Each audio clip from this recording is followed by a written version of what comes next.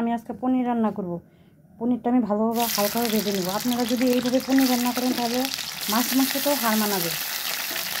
এই যে পনিরটা ভাজা হয়ে গেছে, এর মধ্যে আমি দিয়ে দিলাম জিরা ফোড়ন, প্রত্যেকটা তেজপাতা দিয়ে টমেটোগুলো দিয়ে দিলাম, ক্যাপসিকামটা দিয়ে দিলাম।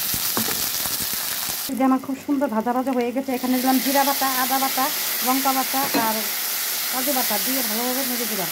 দিয়ে একটু লবণ দিয়ে দিলাম, আর একটু হলুদ দিয়ে দিলাম, দিয়ে আরেকটু কষিয়ে নেব।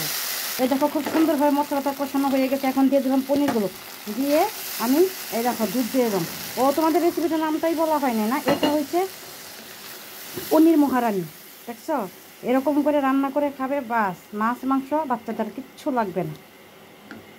এই দেখো আমি দুধটা ঢেলে দিয়েছি, এই দেখো কি সুন্দর এখন কালারটা এসেছে। এই যে উপর দিয়ে ঘি গরম মশলা করলে বাস পনির মহারানী রেডি।